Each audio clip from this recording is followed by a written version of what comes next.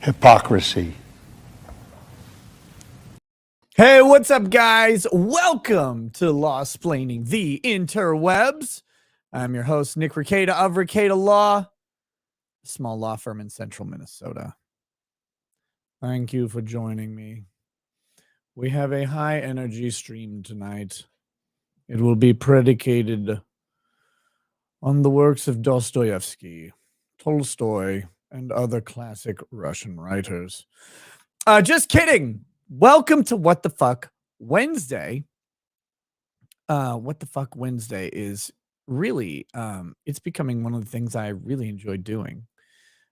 Along with Friday, these two themed shows are great. For me, I don't know if they're great for you guys. And frankly, if they're not, that might be your problem. It's not really my problem. No, just kidding.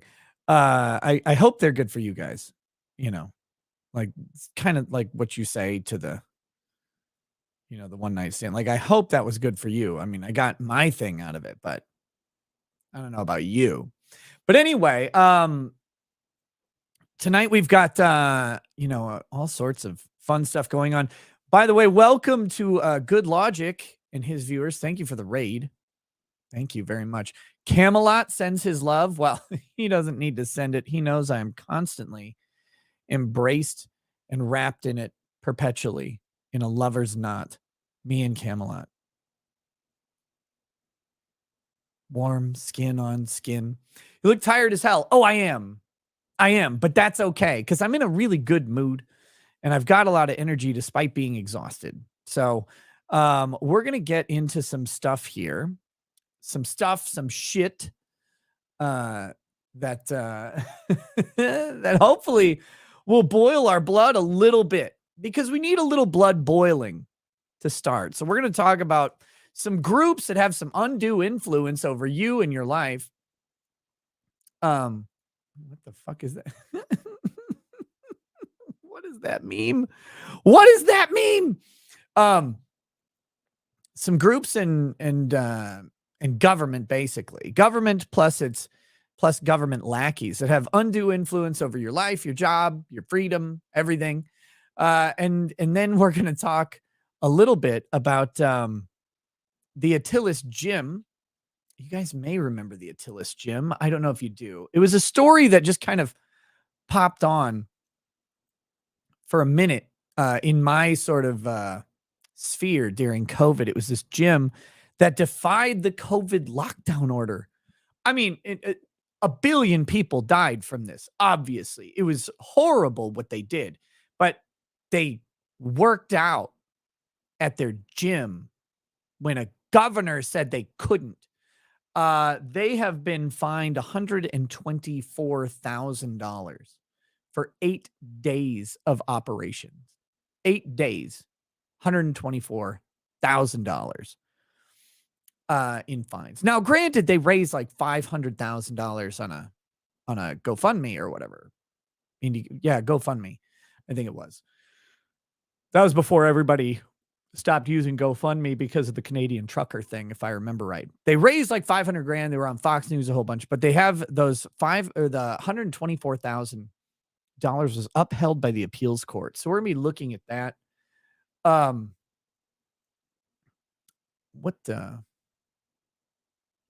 we having trouble with Rumble? I'm having trouble with Rumble. Just a second.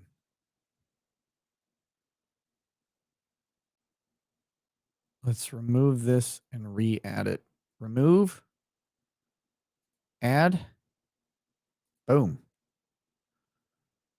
Hopefully we get back on Rumble here. Let's see.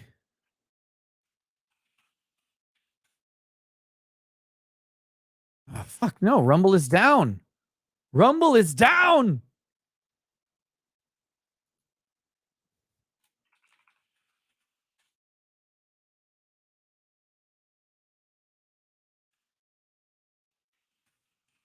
If it stays down, we'll do the whole show on YouTube.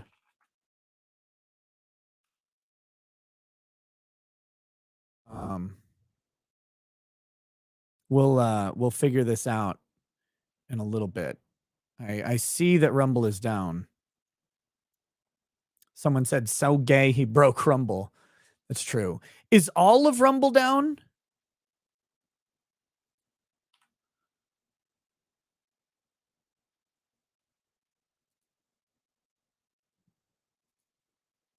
Is the whole of Rumble down?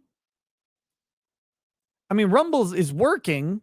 Rumble as a platform is working. Just my live stream got ended, which is weird. Let me is it back? We're back. We're back live, I think. Okay. All right, we're back live on Rumble. Okay. So that was weird. I don't know what happened there, but it's done. So, whoo. Okay. So anyway, we'll keep an eye on that one. That's one where it told me it was down on my end. Even on StreamYard. StreamYard told me Rumble was down. So something big time fucked up there.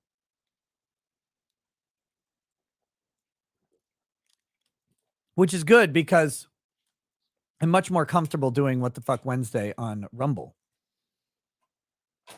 There's nothing that violates TOS on YouTube. To be very clear, we would never go to Rumble, because something violates the TOS of YouTube. What we will do, though, is go to Rumble because some retard at YouTube would maybe think something violated TOS, and then I'd have to appeal it, and that would be a pain in the dick. So, we don't want to do that. So anyway, oh shit, we got some super chats here. Niku Yasha. Hey, Racket, seeing as this is What the Fuck Wednesday, have you seen the clip with Charlie schooling some dummy on gun terms? It's glorious. Also, been a while. Keep doing what you're doing, man. Oh, thank you. Thank you. Like Charlie who? Critical? That Charlie? He's in some drama right now with Sneeko or whatever. And to be very clear, I don't know. All I know is that there is some drama, and I've seen a little bit about it, and I don't fucking understand it. But those are big names fighting each other. Dawnbreaker says, who would you blame the low birth and marriage rates on? I personally blame it mostly on two groups, women and the government. Side note, have you finished the Alamo bourbon yet? Yes, the Alamo bourbon is long finished. I believe. Yeah. Yeah, the Alamo bourbon looks like I don't have any bottles of that left. I still have a little bit of the Alamo vodka. That's what I've been using for fight milk. Oh, wait. Wait, what? Oh, yeah, critical. Think the dummy was indeed Sneeko? The thing I saw with Sneeko involved cuckoldry or something. I don't know. Like I said, I don't know much of anything about any of those people, other than I like Critical most of the time, and I think he's hilarious. I love watching slap videos and stuff that he reviews. That stuff cracks me up. But not Charlie Peace, a different Charlie. Charlie is Penguin Zero on YouTube. He's got several million subscribers. So anyway, there's that's just to say there's some big drama going on in that circle, and I have fun with that one. I also will announce that I have taken the internet's advice, and I am selling everything I own, actually, because it's too embarrassing that I am begging for people to fight my lawsuit for me, because literally begging for it. And I should, in fact, sell everything I own instead. So that's what I'm going to do. Let me show you what I'm definitely not going to be supporting anymore is this, which is my own give, send, go, because I'm being sued by a fucking idiot named Montegraph, who's being represented by an attorney with some sort of personal hate boner for me. I don't know why. It doesn't really matter why he has a hate boner for me, but he seems to, which is interesting because though I have met him, all of my interactions with him were seemingly cordial. Apparently they were less cordial than I thought, but that might be my own personal autism. So definitely don't go to givesendgo.com/Recato Law and drop a donation if you want to participate in the lawsuit. That would be crazy. What you should do is wait for my armed guards to come, put a gun to your head and force you to give me money, because that was actually what I was planning to do the whole time. Just kidding, of course. Look, I threw this up because people said, "Hey, we want to help with this lawsuit," and I was like, "Cool, sounds great, thanks. This is really fucking expensive," and so I put it up there. If you don't want to donate to it, please do not. And if you can't donate to it because it would put you in any financial stress, please do not. Please do not do that. Like I said yesterday, and like I said in the thing, I will live. I will be just fine, and everything will be okay. But if you want to throw a couple bucks my way, I really, really, really appreciate it, because it is really, really, really fucking expensive to fight this lawsuit. And this is the place you can do it. givesendgo.com/Recato Law. All that stuff about taking it down was obviously a joke. I don't know if people have ever met me, but they don't, I've won grifting championships, people. Oh my God. And people are out there. He's a grifter. Yes. 100%. I have been the entire time. It's not like a secret. You didn't discover the code. Oh my God. Danye says only 50K. Aren't you already in the hole? 50, homie. What? Well over 50, actually. Yes. Shockingly, I don't even expect to get to 50 on the Give, Send, Go. It's a lofty aspirational goal to defray a part of the cost of the lawsuit, but I have already paid out significantly more than that. So, but you can't do anything on the internet. Someone will hate it. Of course. And some people are really dedicated to hating it. You can find the same post posted in just about every tweet thread that's mentioned it. So that's the way it goes. Doesn't, it doesn't affect me that much. It's like most of these people, I recognize the names from Twitter. They're people who've hated me for years. They hated me for supporting Vic. They hate me for supporting my friends. They hate me for just existing, because I'm a misogynist, which I found that interesting. Because I keep finding out that I like women too much, but I'm also gay and I'm a misogynist. I just can't. I have to find a niche, right? That's what I need to do. That's what I need to do is figure out which thing I'm going to be and do all of that. But that's fine. Like I said, this is not a place for people to give if it ever would put them in any financial turmoil at all. I don't like asking for things in general. I really don't. But that's the way these stupid things work. So there it is. It's there. I'll be mentioning it probably several streams going forward. Our next hearing date in the case is April 10th. And when our next document is filed in the case, I'll be covering it and kind of letting you guys know my perspective on the case as we go through it. That's part of the plan. That's whether anybody donates or not. That's what I'm going to do.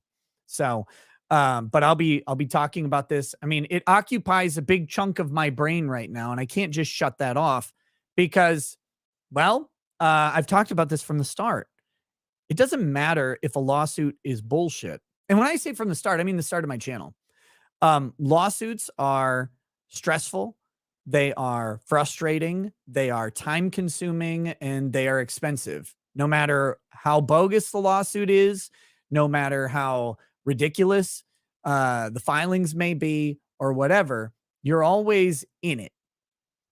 So, and until you're out of it, it's up there. So I apologize if you don't want to hear about my lawsuit. You're going to hear about it quite a bit because it's on my fucking mind. That's the whole beauty of the system. The process is the punishment.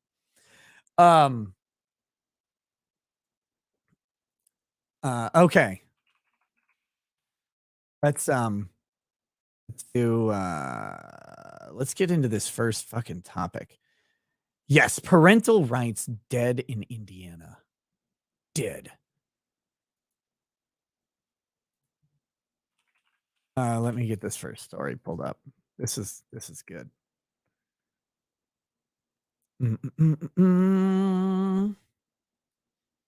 This is not at all a hyperbolic topic or title, by the way. I mean, they're literally dead. They're bleeding.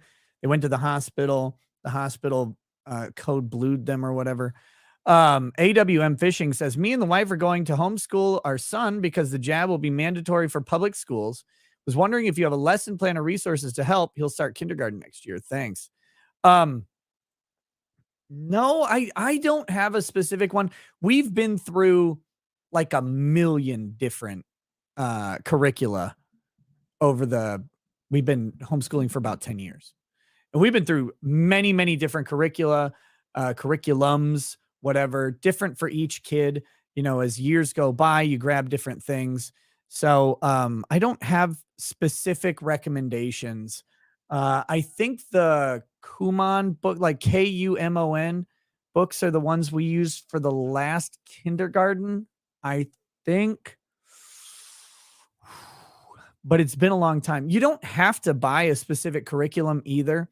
But one thing you could do is go to mache.org, which is mache.org,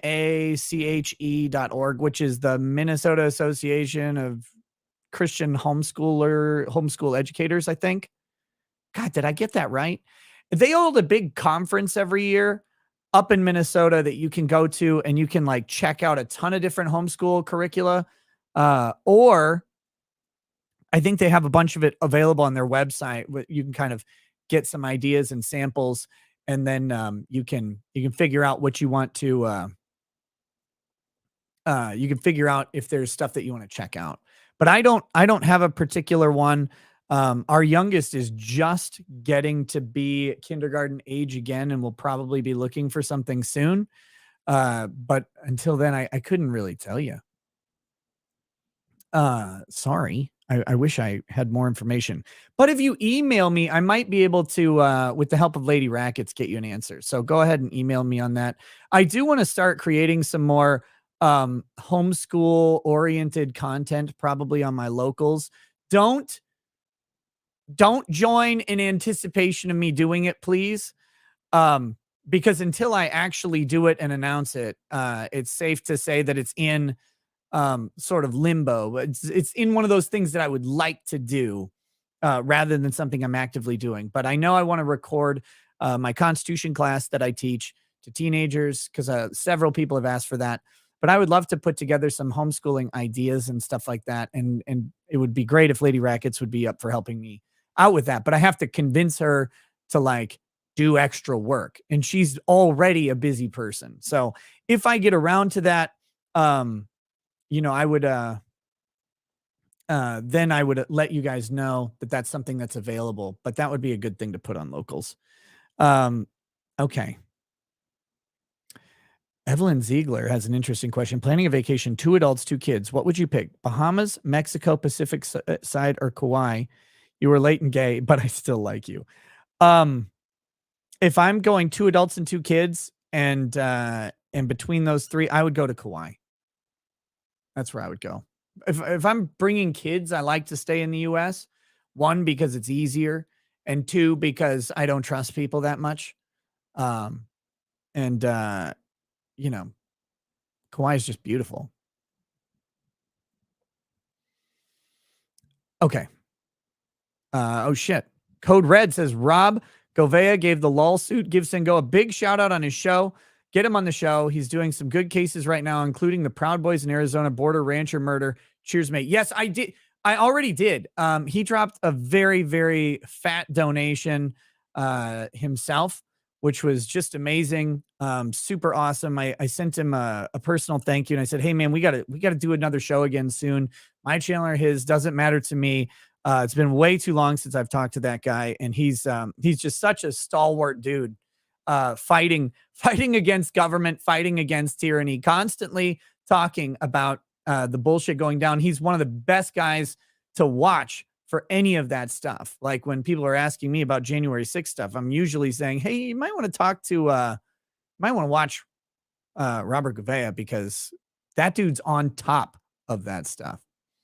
So, okay, let's, here we go. Here's this. Let's get this fucking story. Wait, wrong. Where is my, what the fuck? There it is. Yes, Eric Hunley also donated. Lots of my friends were very quick to shout it out, and many drop donations too. Is very, very awesome to see people help out, because no one has to, and so I just feel humbled and blessed by it.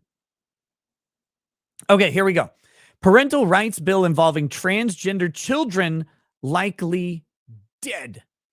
Dead. This is such a weirdly worded headline, but let's check it out.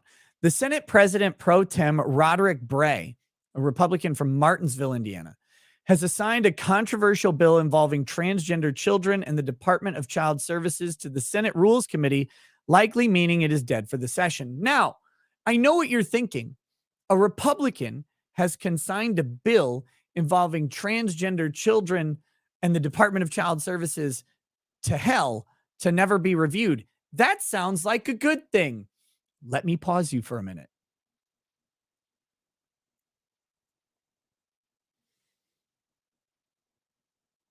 Let me pause you for a minute. Because that's where I was going when I read this article, and I was like, huh? What does this even mean? But that's not actually what it means. It's not what you're thinking. It's actually the opposite. Let's read on. While the Senate sometimes uses a panel to vet legislation, that won't be the case for House Bill 1407. Senator Bray has serious concerns about the legislation and, citing the pending court case on the matter, doesn't see a path forward for the bill. Spokeswoman Molly Fischel told the Indiana Capitol Chronicle. The Indiana House narrowly passed the bill 58-33. It would have banned courts from removing transgender children from their parents based only on parent refusal to seek gender-affirming care, otherwise support transitions. This was a good bill.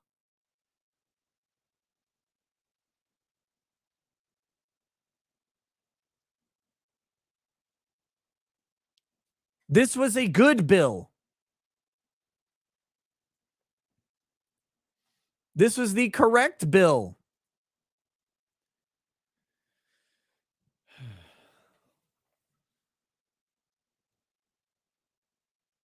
This is the bill we want. You can, as a parent, you have to. This is what they were saying. What they're trying to do is that if you don't seek gender affirming care, the courts can remove the child from your house. They'll send CPS. They'll send the thugs in to take your kid away. If you don't seek gender affirming care, if your kid says, I'm a girl, and you're like, this'll fade. You're confused. Let's get a little life in you first before you make these decisions. This bill was set to stop that. And the Republican Senate pro tempore president was like, nah, we don't want to push this bill through. That'd be a nightmare.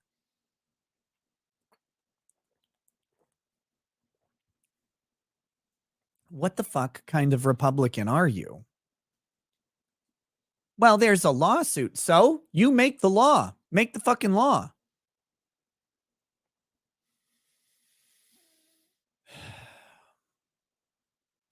You're just disempowering a government body. Like, that's okay to do. Anyway, the legislation centers on one Hoosier family and its estranged transgender daughter whose case is still in court. Alls I'm trying to do is, in this bill, is to protect parents from government's overreach in taking their children from them without having harmed them. Bill author Rep. Dale Devon, Republican from Granger, said on the House floor. House Bill 1407 includes a quasi-parents Bill of Rights, declaring that parents have, quote, the fundamental right to direct how they raise their children. That includes physical and mental health, education, and any other inalienable rights not specifically ceded legally. Government, it says, can't infringe without a good reason. Again, this is a good bill. Parents should have rights. Parents do have rights.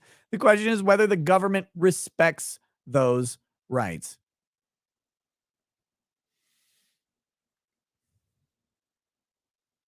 It's insane.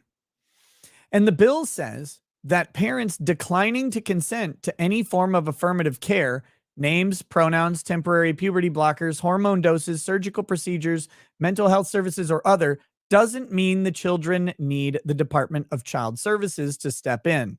At the center of the legislation is one Anderson family with a transgender daughter. Mother Mary Cox claimed in committee this month that DCS removed her child from her home, placing her with an affirming foster home because she and her husband didn't accept their daughter's gender identity. Later testimony from Cox's attorney, who represented her in court proceedings against DCS, revealed that the 16-year-old had said she didn't want to return home to her parents, a factor that may be considered by courts in certain types of cases. DCS told the Capitol Chronicle that it does not open cases solely because parents don't support transitions. Sure, it doesn't. Sure, it doesn't. In Cox's case, DCS removed the child after reports of the parents verbally abusing the child and refusing to treat the child's eating disorder. An October ruling from the Indiana Court of Appeals affirmed DCS's actions. Quote, the parents have the right to exercise their religious beliefs, but they do not have the right to exercise them in a manner that causes physical or emotional harm to the child, the court ruled. The case has been appealed to the Indiana Supreme Court. There's always a pretext, by the way. Child's eating disorder and verbally abusing the child. How are they supposed to, what's the verbal abuse? Is it lack of use of pronouns? Refusing to treat the child's eating disorder? Was the eating disorder like a hunger strike? Like, what was it? Don't know. It doesn't say. But the important thing is we have this bill. Let's see if I can get the bill pulled up here.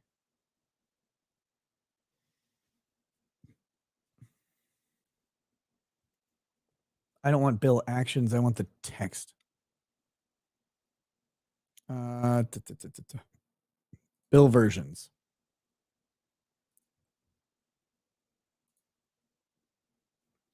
Here we go. 13 pages. Oh my God. Let's see. There's a synopsis here. Boom. Boom. Camelot raid. Hey, what's up, Camelot Camelcast viewers? Welcome. Hey, what's up, Helena? How you doing? Big shout out to my boy Camelot. Everybody should watch Camelcast, by the way. It's a great show that he's been doing, kind of his new venture, and it's awesome. Interviews with fun people. That's what he does. Very cool to have you guys here. Welcome. Okay, so let's just read the synopsis of what this bill says. Parental rights provides that the state of Indiana, a political subdivision or other governmental entity of the state of Indiana, a government official, or any person acting under the color of law shall not infringe on the fundamental right of a parent to direct the upbringing, education, healthcare, and mental health of the parent's child without demonstrating that the infringement, one, is required by a compelling governmental interest of the highest order, as long recognized in the history and traditions of the state of Indiana. Notice they're borrowing that history and traditions text from Bruin, from from Clarence Thomas's opinion in Bruin, where we're going with long recognized in the history and traditions. So not some new thing that's come up. So then we've got, and two, as applied to the child, is narrowly tailored and not otherwise served by a less restrictive means. It creates a right of action for a violation of the parent's rights with respect to the upbringing, education, and health care of the parent's child. Provides that a child is not a child in need of services due to the child's parent, guardian, or custodian, referring to and raising the child consistent with the child's biological sex, or declining to consent to the child receiving specified medication, a medical procedure, the purpose of which is to alter the apparent gender or sex of the child, or affirm the child's perception of the child's gender or sex in a manner inconsistent with the child's biological sex, or counseling or other mental health services, the purpose of which is to affirm the child's perception of the child's gender or sex if the child's perception is inconsistent with the child's biological sex. Okay, so this is really important here, because what has been happening with, oh man, Rumble seems to be down again. This time there's a 500 error on it.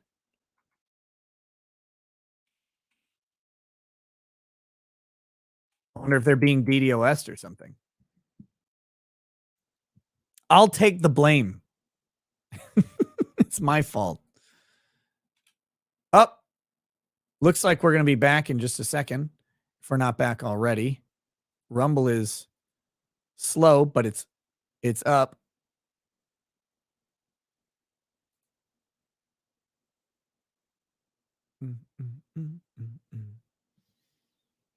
I'm waiting to get back to my video.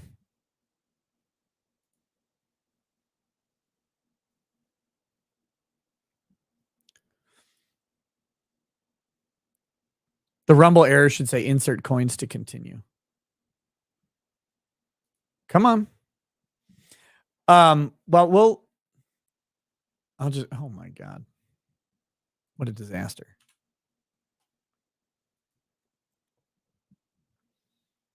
You've never stopped streaming on Rumble? I mean, Rumble is like, the website is down right now for me. But it seems to be back for some people. Oh, there we go. Now it's back. Whew. Okay. All right. We'll see. It's going to be a long night if that keeps up. Okay. Here's the problem. Here's what goes on. All right. So a child indicates that they have a belief that their gender identity is inconsistent with their biological gender.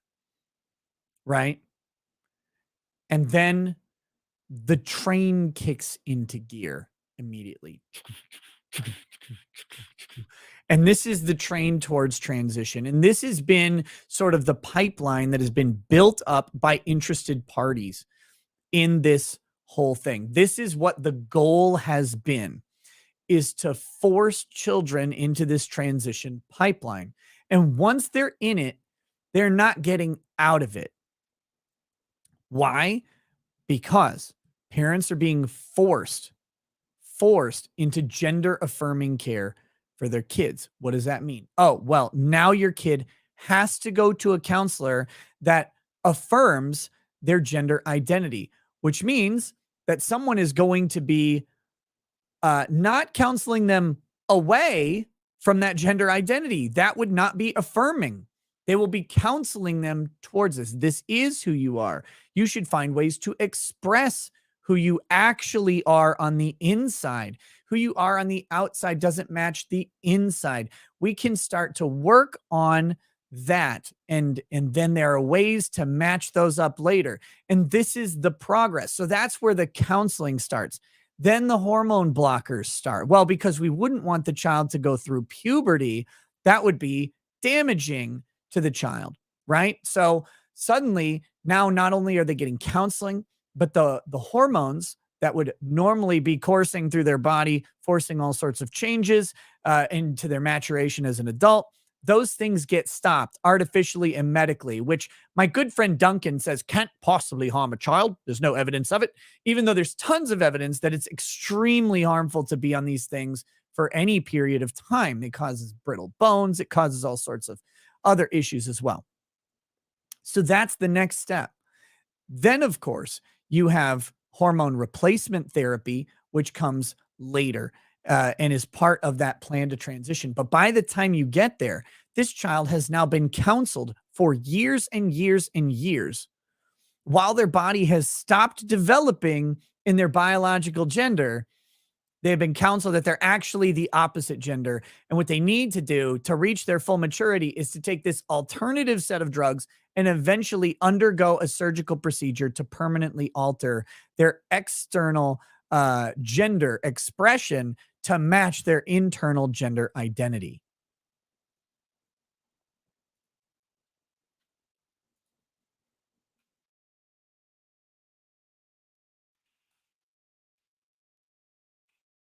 That's that's what they'll do. Like that's the pipeline. And they've created this pipeline in all of these states and they enforce it. It starts in a school, right? A kid goes and talks to a counselor. I really don't know who I am, whatever. You have no idea what this kid has been told. You have no idea what their friends are telling them. You have no idea what teachers and counselors. And remember, we have this whole thing where we've seen a bunch of LGBTQ teachers come out and say that they really want to talk to kids about these alternative um, lifestyles or whatever you want to call it, these different gender and sexuality expressions. And again, when you're 18, fine, express however the fuck you want. Nobody cares. It's, you do you. But these are kids. These are kids who are stuck in this place, usually around junior high, which is a nightmare for them. Their identity is in question. Their hormones are a wreck. Everything they're doing is confusing. It feels wrong. All of that stuff is a mess.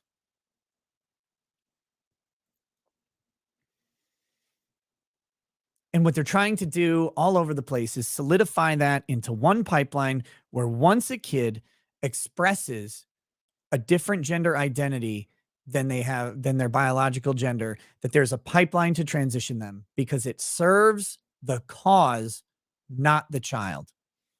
That's the ultimate problem with this. That's why they're called groomers, because it's a literal grooming of the child into a gender identity based on an initial thought or exploration or a doubt about their own identity.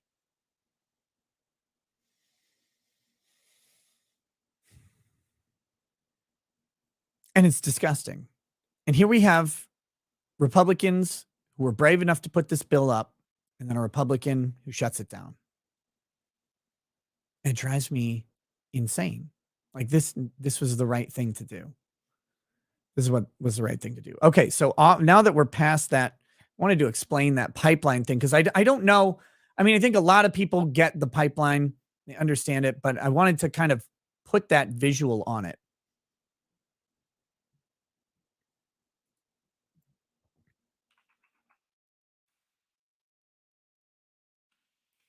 One second.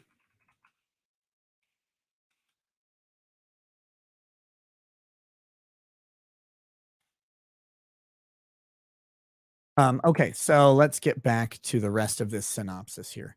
It provides that if the juvenile court finds that a child is a child in need of services because the child substantially endangers the child's own or another's health, the court shall release the child to the child's parent, guardian, or custodian and may not enter a dispositional decree ordering removal of the child unless the court also finds that the child is a child in need of services for another reason, or the parent, guardian, or custodian consents to the child being removed from the child's home, specifies that the parental rights and responsibilities do not authorize the parents to abuse or neglect the child, or make the decision to end the child's life, or prohibit a court from issuing an order that is otherwise permitted by law, makes conforming changes. So, yeah, obviously, this doesn't allow parents to abuse or neglect children. It doesn't allow them to kill their children. Thank God, I guess. And then, of course, yeah, let's see, what was this?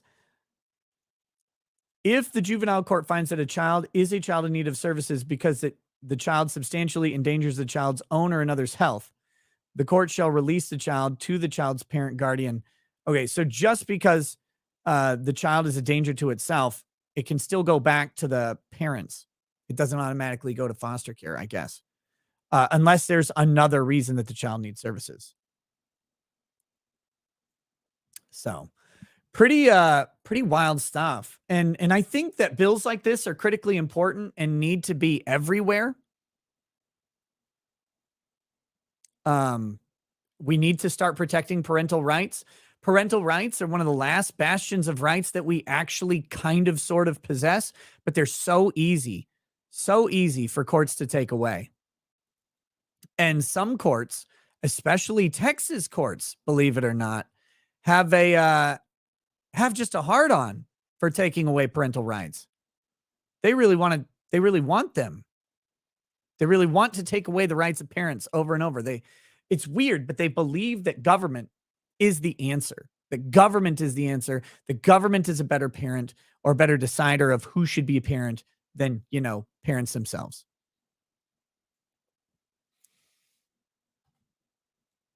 And if you want to see evidence of that, in Texas, just look at James Younger's case. James Younger is a guy I've talked to on this subject on this channel, and his son was taken away because he refused gender affirming care. It's amazing.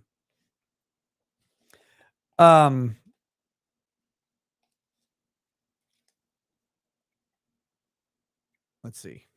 What else is amazing? Of course, is one of the show's sponsors today, which is Field of Greens.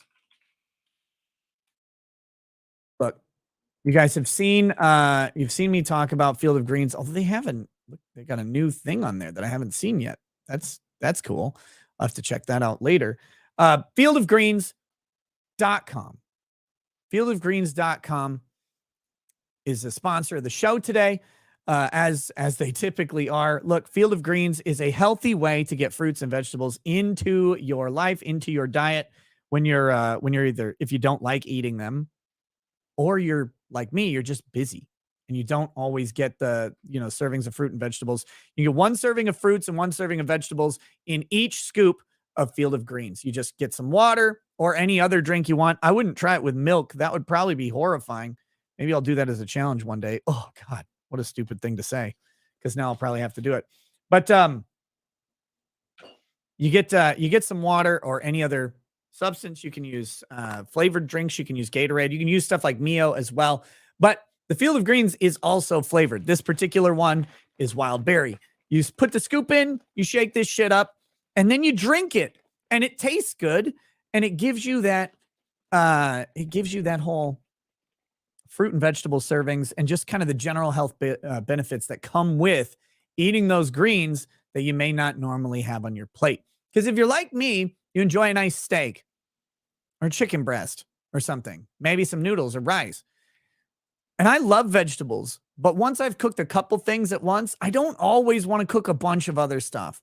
So I often just throw a steak on the grill and then sit down with a glass of whiskey and steak, and I'm happy, right? That makes me a very joyous person. I don't really need to cook broccoli or green beans or something else because I can have Field of Greens.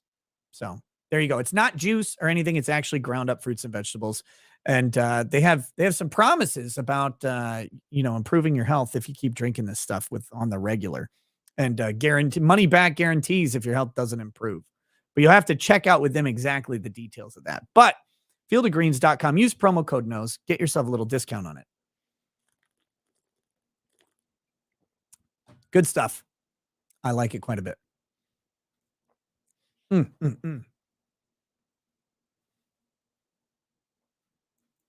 All right. So the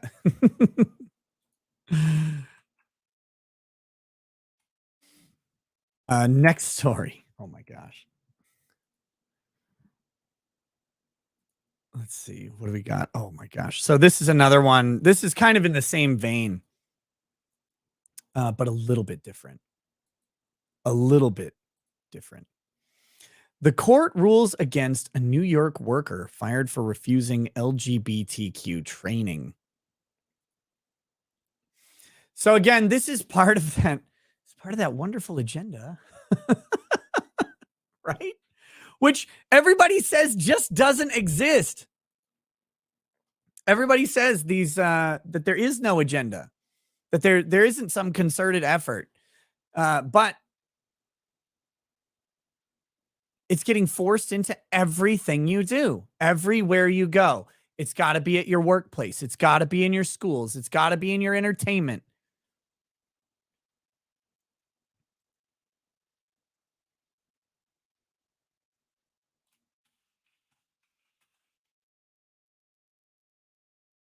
Be there. It has to. They can't let it be anywhere else. So, a federal appellate court rejected the case of an upstate man who was fired from his job at a school district in 2018 after refusing to attend mandatory workplace LGBTQ training. Raymond Zadunsky argued that the LGBTQ training held by his employer, the Erie to I don't even know what the fuck that is, Board of Cooperative Educational Services, was aimed at changing his religious beliefs about gender and sexuality and was against his religion as a devout Christian, the Buffalo News reported. BOCES denied Zadunsky's request for religious accommodations. In the lawsuit, he sought reinstatement, back pay, and $10 million in damages, but District Judge Jeffrey W. Crawford dismissed the case a year ago. On Monday, the Manhattan-based Second U.S. Circuit Court of Appeals agreed with that decision and backed BOCES for terminating the Asheville, New York man. Both judges disagreed with Zadunsky's claims of unlawful religious discrimination and sided with BOCES.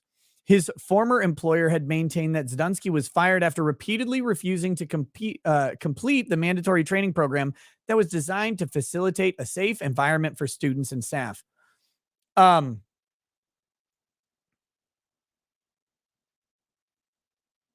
Was he providing an unsafe environment?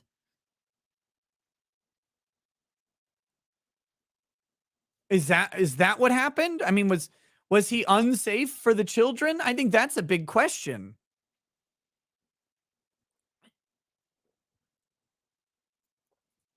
They don't seem to indicate that he's particularly unsafe for the children, so I'm not quite sure what the issue is. Like, and again, this is what happened. The presumption is you're unsafe.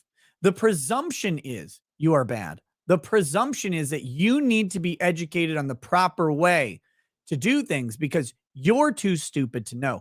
Your archaic beliefs, your archaic beliefs, um, are insufficient for today's world, you bigot. And you need to be re-educated, and you need to be re-educated right now. And so he says, look, I'm looking for religious accommodation. I don't believe in this stuff. Now, if they have a bunch of evidence that he's like, I don't know, dropping F slurs on all these kids, that'd be a different question, right? That'd be a whole different scoop. That doesn't seem to be the case here.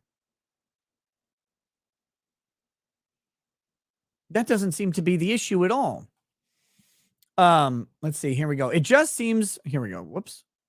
It just seems like the country is against the Christian way of life and it's for everything else. Zadunsky said in response, we're not allowed to practice our way of life, but anyone else can, it seems. It kind of does feel that way. If you think about it, David O'Rourke, district superintendent and CEO. Oh my God, is this him? That's, well, I mean, dude. Why is it always a caricature? Why? Why can't it just why can't they just be a real person?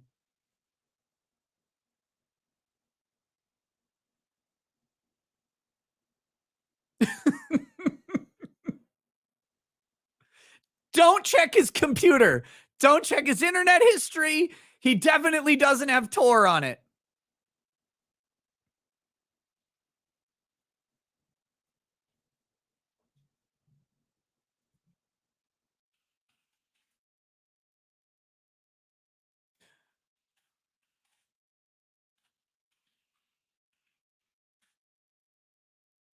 Um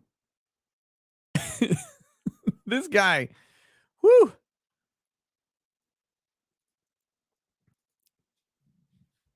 I'm sorry. I was, I was dumbstruck by what just happened. I didn't know that was going to be his picture, but it is. Of course it is. Um, okay, sorry. David O'Rourke, district superintendent and CEO of Erie 2 whatever, reiterated that Zdunsky was not fired because of his religious beliefs, but because he continuously refused to attend the mandatory training program. The mandatory training program, which he insists infringes on his religious beliefs. Like, that's the whole part of it. Like, that's that's the that's the whole rub of the whole thing.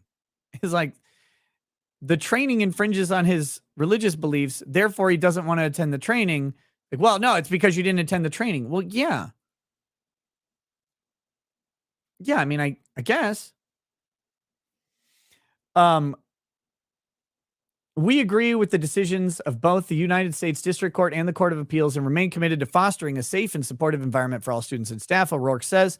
Zdunsky worked at the Bose's central business office in Fredonia as an account clerk for about 7 years, making $32,000 each year. He was promoted to senior account clerk a week before being fired. After refusing to take part in the training session, Zdunsky asked his bosses to schedule a mandatory training session concerning the persecution of Christians, according to court documents. In last year's court ruling against Zdunsky, Crawford noted that state law requires BOSIS to provide annual anti-discrimination trainings for all employees to maintain an environment free of discrimination and harassment. I wonder if he felt free. I wonder if he felt free from those things.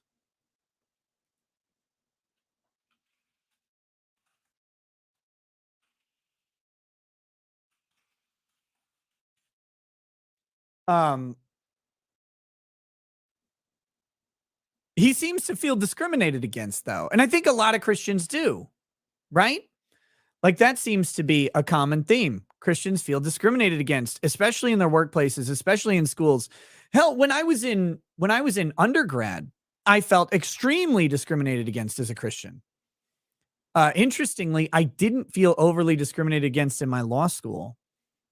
But I also just didn't care if they did. It didn't fucking bother me. I was more of a self-centered asshole in law school than I was in undergrad. Somehow. That doesn't seem right. If Boses allowed Zdunsky to skip the training, it would have violated the requirements in the Dignity for All Students Act for anti-discrimination training. He's an accountant.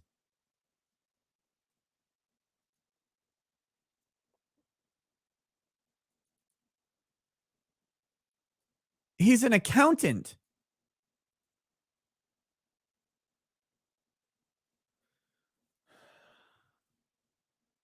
Why does he need to have maintain dignity for all students? Like,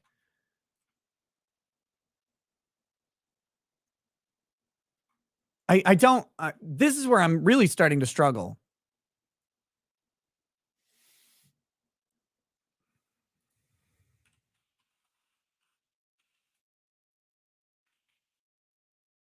Right, here we go. That all BOSIS employees must complete as a condition of their employment, Crawford said. Zdunsky's lawyers, Christina S. Huser, said his rights were violated for no other reason than his refusal to be indoctrinated with anti-biblical teaching. Though the lower courts did not find his favor, we are not deterred and will seek redress from the U.S. Supreme Court. Okay, it's not going to be the case for the Supreme Court, I'm guessing. The way they pick cases, the likelihood of it actually making it to the Supreme Court is extremely low. Extremely low. But, I mean, the concept is the same. Imagine you could just mandate training on whatever and violate people's beliefs. What if there was a bill that was passed that mandated training on the persecution of Christians throughout history? They would be up in arms about this. Like, there's no way you could do that. No way you could have mandatory training to show that Christians have had a rough go of it in several places around the world.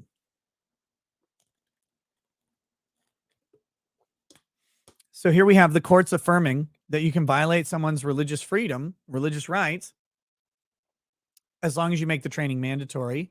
And most importantly, as long as it's the right victim group. It's got to be the right victim group. And if that right victim group checkbox is made, then you're done. Game over. And it's been increasingly that way. Unfortunately, since about 1964 with the passage of the Civil Rights Act. And I actually think that the Civil Rights Act is a fine piece of legislation. But what's being done with the Civil Rights Act in the wake of it goes beyond equality, right? That's the issue. It's no longer about equality. It's about equity. It's not diversity, equality, and inclusion. Confusion might be the right thing. It's diversity, equity, and inclusion. And equity is the name of the game. Equity is providing equal outcomes, which is impossible to do. There is no way to bring everybody up to a particular level. So you have to suppress to the lowest common denominator, whatever that may be in whatever situation you're talking about. That's the only way equity can actually play out. It's how it plays out in communism. It's how it plays out eventually in socialism. It's to suppress everybody into a particular strata where they are stuck. There is not economic mobility and economic freedom. There is not cultural mobility and freedom. There is not a room for any deviation of thought or idea or identity, because the only identities that matter are the ones that the states choose to protect.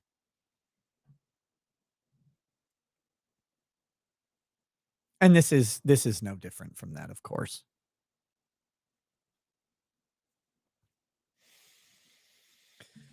All right, let me start hitting some of these YouTube super chats that are here, and then we'll talk about one of the most important stories before we switch over to Rumble. We'll talk about one of the most important stories that's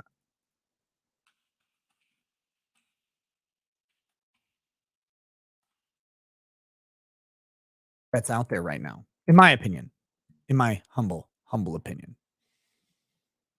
Here's a great meme on it that I'm going to pull up.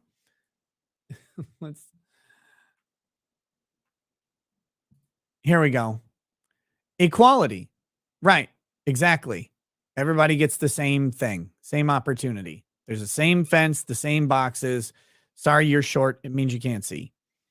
Equity in theory is that, yay, this person gets 2 boxes. They get nice and tall. They're able to see over the fence. This person's here. Equity in reality, yep, cut the legs off of these 2 to match them up to the short person, and nobody gets anything.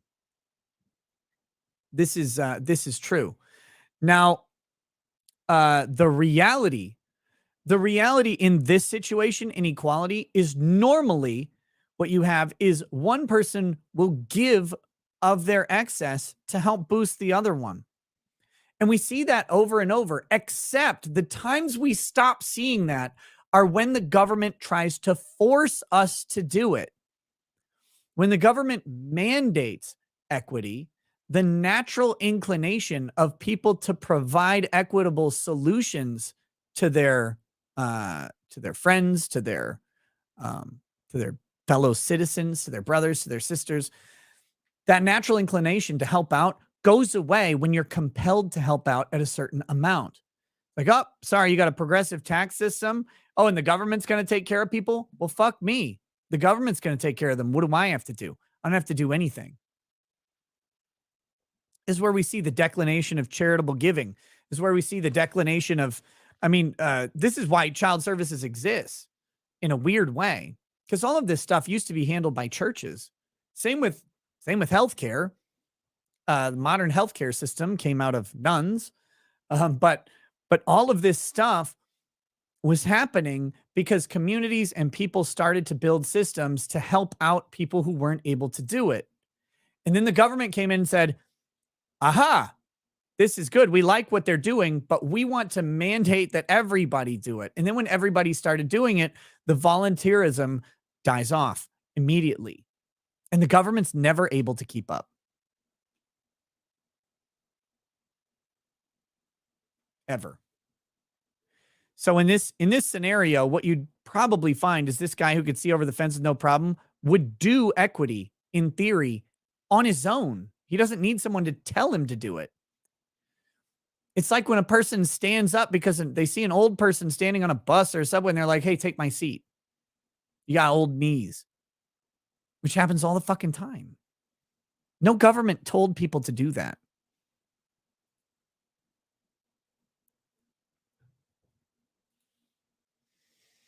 All right. Outlord says, I have a legal matter I wish to discuss with you in private. How do I make that happen? You got to email me. I mean, you can call my business line, but I don't often answer. But you could email me, and if I am able to, I'll get back to you.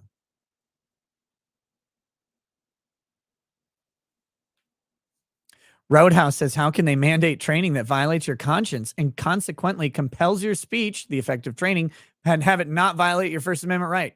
Because they said it doesn't. Duh. What are you, dumb? That's obviously how it works. The government just said that the compelled speech doesn't matter. So therefore it doesn't, you bigot. And by the way, we'll be confiscating all of your communication devices. You are a dangerous speaker.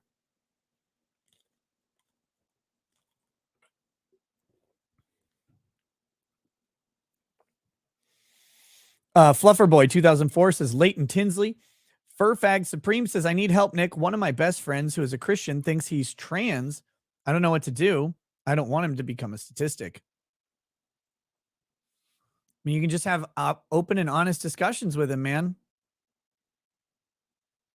How old is he? Why does he think he's trans? Like, what is this? And you may not be able to stop him. It might not be your job to stop them. But you can certainly have discussions. You can challenge them. You can pray for them, certainly. But, you know, if they're an adult, they can make those decisions. But you got to figure out why. I mean, if you feel compelled to do it, but just try and approach them sensibly. It's your friend. Brimstone Triple D says, Ricada Law, have you seen how hard Drew Barrymore got hit by the wall? I think I saw this picture earlier, but I'm waiting for it to load. Corn Pop says, Camelot just put me in timeout, and he sent it twice. Damn, how did you do that?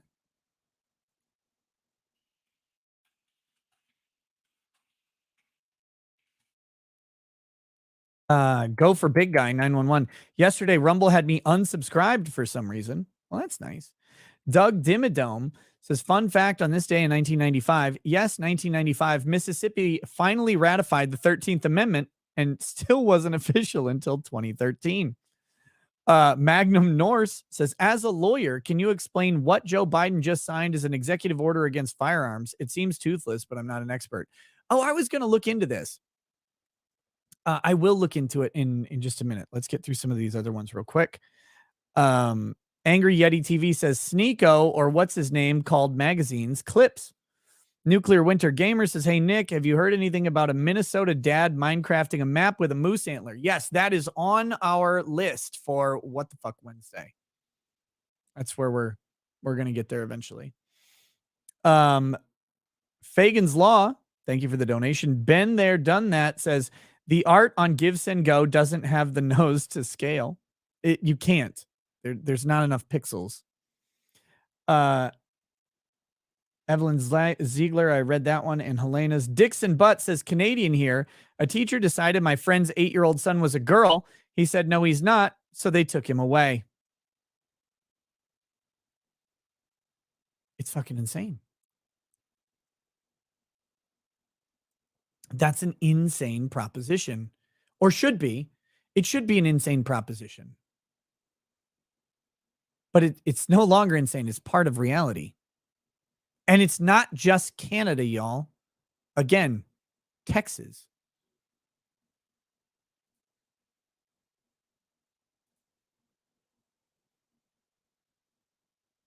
Magnum Norse says, so Pfizer can sell more hormone blockers. Yay.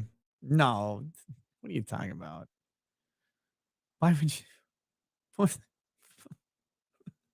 Pharmaceuticals have no influence over anything. What are you talking about? Nexus says, this night is strange.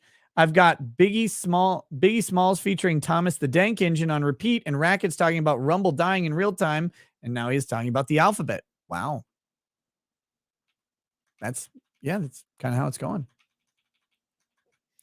Bob Piffle. Oh, sorry, I missed this one earlier. He says, how, when, where, and most importantly, why did this targeted madness towards children become a norm in Western society? I don't know the when or the where. I don't know the when or the where. But why is simple. Why is always simple.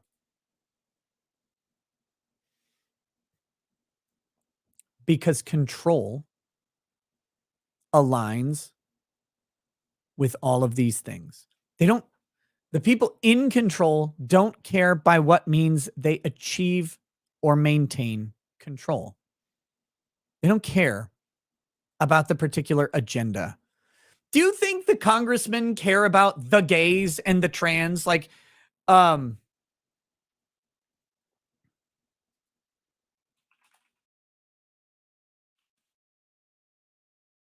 you think they give a shit about trans people or gays ever? Like, of course not. They don't care. Oh, I care so much about the trans community. Most people don't think about the trans community ever in their life until you encounter the trans community, and then you have your opinions on it, and then you aren't encountering the trans community until the next time. For a long time, that was almost never. That was almost never. These congressmen aren't sitting there going, you know what? You know what I really care about today is the trans community. Because congressmen are barely fucking people. They're barely people at all. They're not considerate of people groups or any of this shit. That's all a grift, a very effective one. What they always are concerned about is their own power and their own influence, and how they get to exercise that power and influence is what occupies their mind. That's what occupies their mind. That's what keeps them going. And so they just pick different avenues to do it. So the way this started was it's a very effective way to control how people think, control what people say, control what people do, control what people can't say, control how you can get reelected, control how you can section off voting blocks and secure their votes for you. That's why. And then the how is that control is self-reinforcing. And it doesn't just apply to congressmen. It's administrators. It's administrators in public institutions and private institutions as well, of course, right? The bureaucrats. Because as long as the workers are fighting over whatever, as long as the people and the voters are fighting each other over whatever, they're not fighting the government. They're not fighting the politicians. And when we switch over to Rumble, I'll tell you what a good friend of mine and I were talking about today and how shocked we were at both.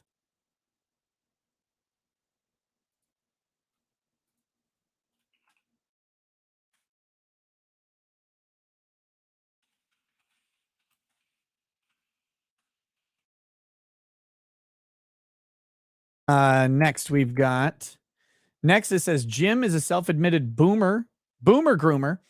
That wife of his says, Nick, why does the pipeline / cause even exist? I just kind of talked about it. Again, it's all about that control. Joe Ball says, Nick, hope you're doing well, brother. Hey, I am, man. I hope you're doing well. I know that death is getting closer and closer to fulfillment. I cannot wait. To get there or to get that. M169 says, these aren't trainings. They're struggle sessions and they're everywhere. Dixon Butt says, don't have any of these weirdos at work yet, but we still have to go to a re-education meeting. A few of us just told the boss, the minute you hired trans, we're out of here. Still none a year later. Rabbit in the Hole says, hey, Nick, a toast to my lovely fiance of 9 years, soon to be wife tomorrow. We have 3 kids together, 8, 4, and 2, and 3 stepkids. You're a regular fucking Brady bunch, 2018 and 16. Can I get some words of wisdom for a young buck, 34? Thanks for all you do. Well, yeah.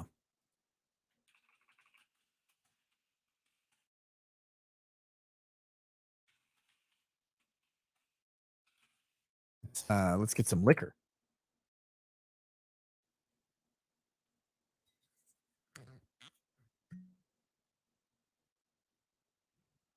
Mm, mm, mm, mm, mm, mm.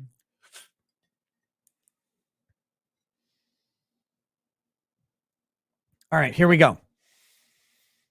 To Rabbit in the Hole, that's definitely his real name. A toast to you, your lovely fiance. Guys have been together for 9 years as you embark on a new chapter in that journey tomorrow, solidifying before family, friends, God, and government that you're taking a commitment that you really seem to have already taken, but you're going to tell them that it is really real this time for real, yo.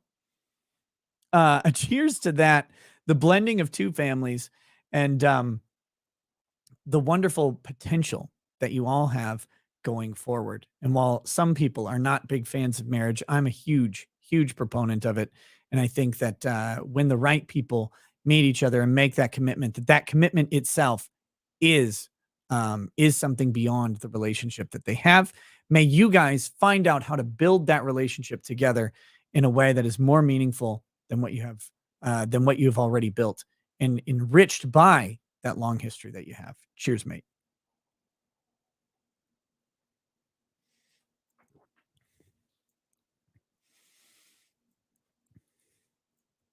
DTQC says, I blame influencers like Vaush, who made a lot of pro adult children love comments over the years, by the way.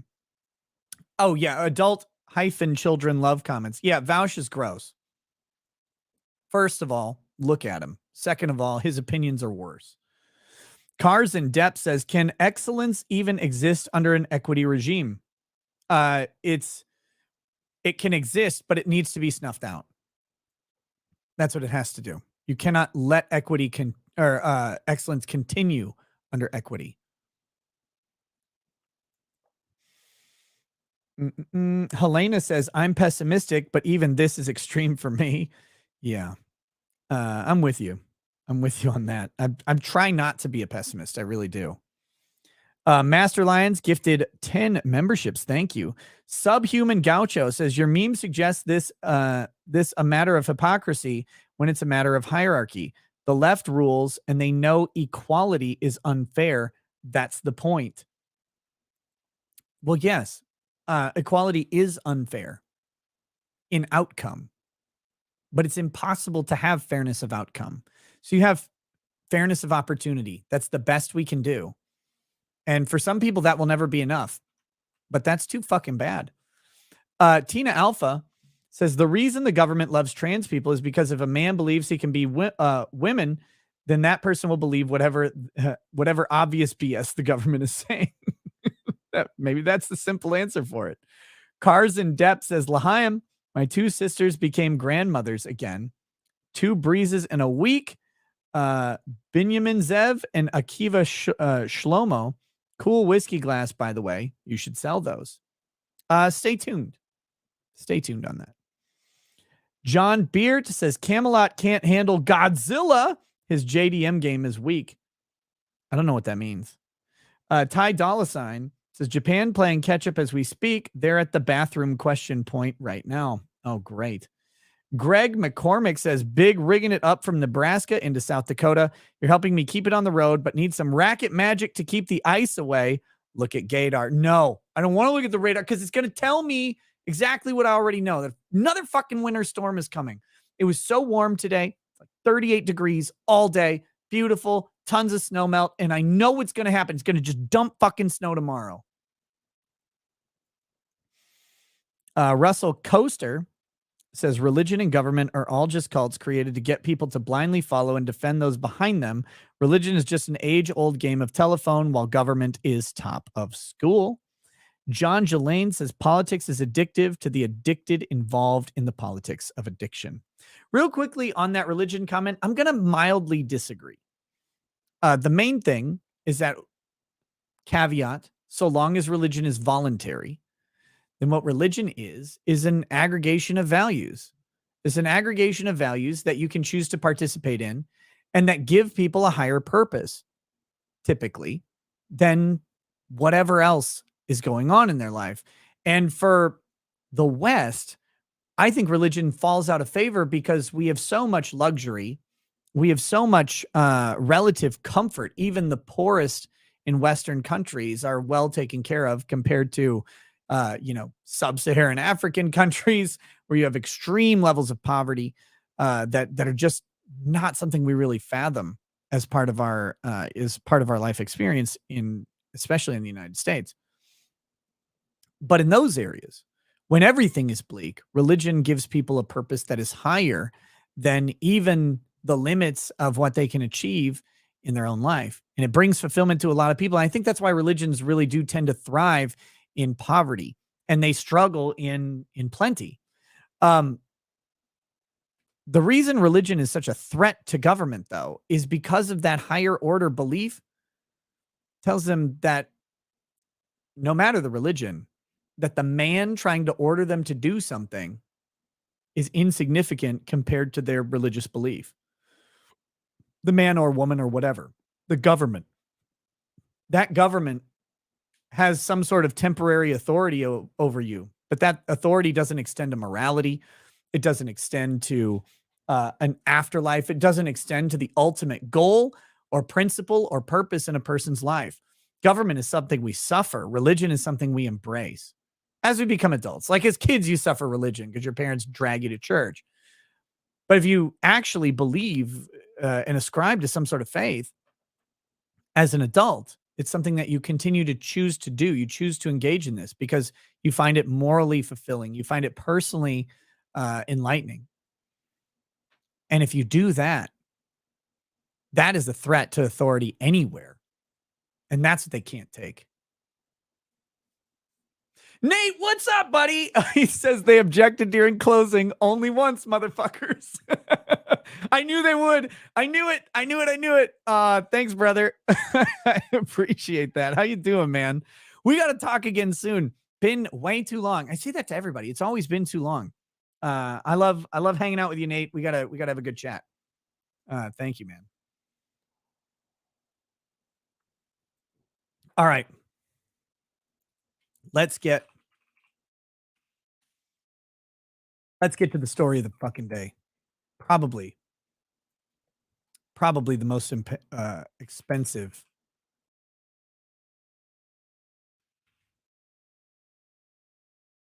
Expensive? Most important story of the day, in my opinion. Are you guys ready? It's not. This is too much of a buildup. Here we go. The O'Keefe Media Group. The O'Keefe Media Group opens its Twitter page today. 171.5 thousand followers. James O'Keefe has started the O'Keefe Media Group. And we'll take a look at it. Look, Project Veritas was just James O'Keefe. You cannot fucking tell me that Project Veritas mattered outside of James O'Keefe. And Project Veritas has taken a massive hit on their social media as they have thrown him out, as they have clearly seemed to have, it sure looks like, allegedly bowed to something like Pfizer. So O'Keefe Media is here on Twitter. Oh, I forgot to follow them. We'll follow them right now. Of course. O'Keefe Media is here on Twitter. They're growing. Oh, wait, it just kicked up was that me? Did I do it? We've got here, let's go to their webpage.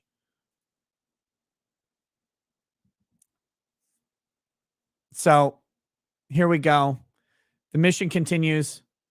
Welcome to the O'Keefe Media Group. We can never be shut down again because not only do I own it, but you do too. Support and sponsor our army of journalists by becoming a founding member today. O'Keefe Media Group is building an army of investigators and exposers, along with the most elite journalists in the world.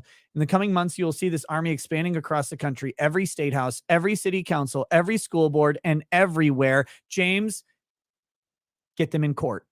Please get them in court. Let's push this to courts. We got to watch the courts. Every school board and everywhere, people are conspiring to keep themselves in power, practice favoritism, or line their pockets with tax dollars. Are you passionate about the O'Keefe Media Group's effort to bring truth through journalism to the American public? Become a founding member to not only promote our vision, but to sponsor the work of our hardworking journalists. Be the first to drive the mission forward. We'll watch this in a second.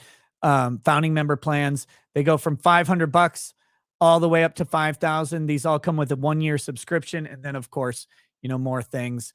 If you care about James O'Keefe's mission, about investigative journalism, about exposing the powerful, the corrupt, and the wicked, consider joining the O'Keefe Media Group. I've not decided which level I am joining at, but I will be joining very, very soon.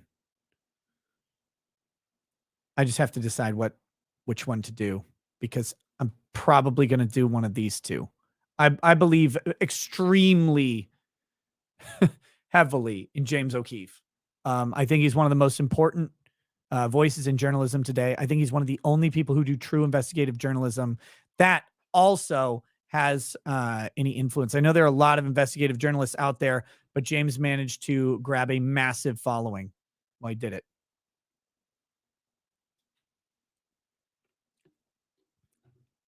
And probably the biggest problem that he had was bringing Project Veritas public.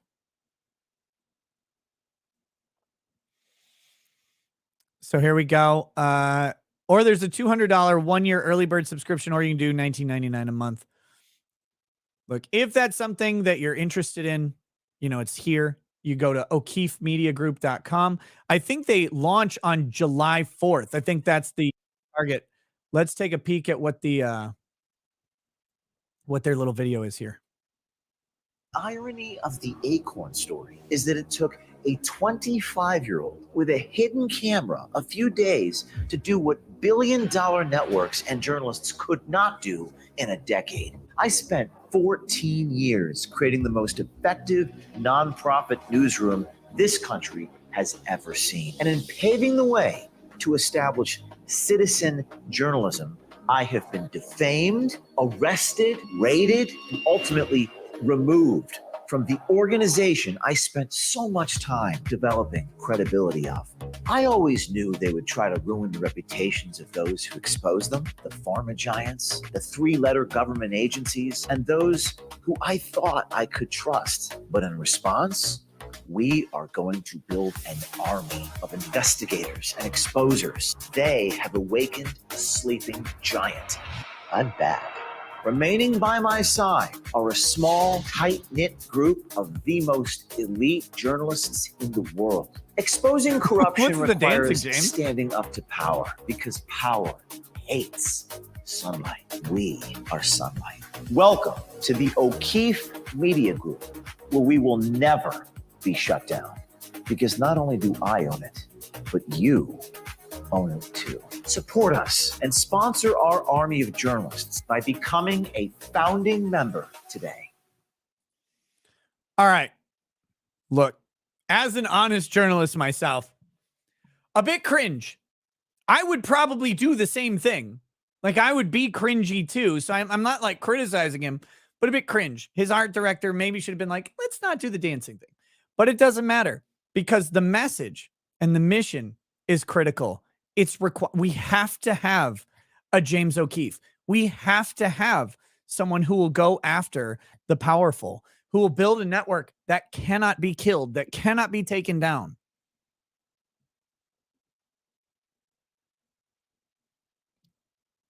We have to have them. James is the guy right now. I mean, there could be someone else. I mean, there are people like Andy No, of course, who are out there, but James is the guy. He does that penetrating deep dives into this stuff. He exposes people who don't want to be exposed, and he gets them to do it on their own, probably by dancing. Hypnotic dance therapy is how James does it. But anyway, no, look, I saw this thing and I was like, hell fucking yeah. I was waiting to see what they would do. I can't wait. I'm going to reach out to James. I'm really hoping I can get him on for an interview. We talked about doing an interview months and months ago, and he said, let's find the right time. Let's find the right time to do one. I think now, between now and July 4th, is the right time. Personally, I think that is the appropriate time to do the interview leading up to the launch of this thing. So I'll be reaching out to James, and hopefully we can get some discussion about it. Cynthia Cotney says the grifter. Wait, what? Yes, I did. But what specific thing did I say? That's what I need to know.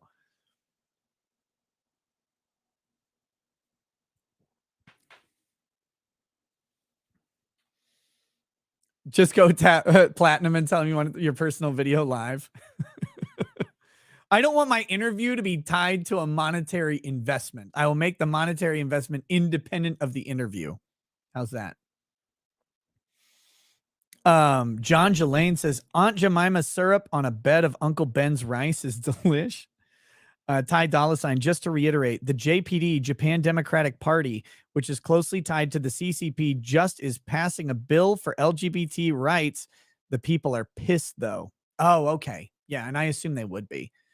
Japan has kept some pretty traditional values in the wake of all of this stuff. Samuel Williams, the founding father, says Project Veritas told him he can't dance at fundraisers or something like that. It's a jab at them. Okay, good. Too many Easter eggs. There's also the Subway sandwich, which I'm not sure what that was, but he took a bite of a Subway sandwich and threw it in the ground where it belongs. That's true, because they put their dressing on top of the sandwich. It's fucking disgusting. Heathenish, nasty people.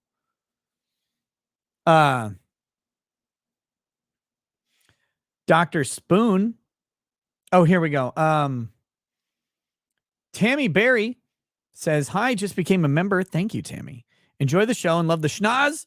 Found the show during the Crowder versus Daily Wire feud. Love your take on it. Awesome. Stay tuned. We're going to have more. We're going to have more discussion about Crowder coming up soon. Dixon Butt says the dancing, the black car, and the sandwich was the point. Those are the reasons they gave to kick him out of Veritas. Basically a big FU. Yeah, okay, that makes a ton of sense.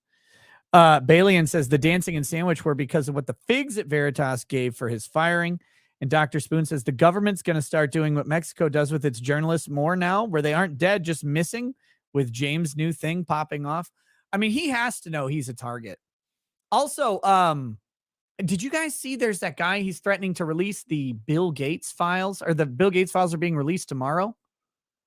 I don't even know what that's about. I mean, I know Bill Gates is a weirdo scumbag, but the Bill Gates files are coming. So that'll be interesting. Okay,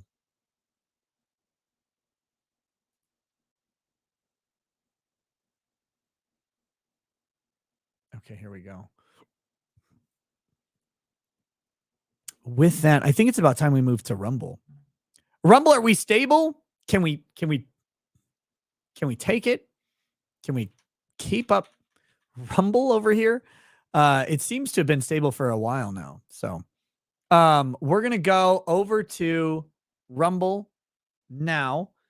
Yeah, I guess we'll see you guys over there. And thanks for hanging out with me on YouTube. Of course, if you don't move to Rumble, we'll see you tomorrow on YouTube. And of course, Friday as well. John Jelaine says, thinking Uncle Ben syrup on a bed of Aunt Jemima rice reads better. Yeah, it kind of does. We'll see you guys over on Rumble. Thanks for hanging out. Make sure you pop over and check out the rest of the stream.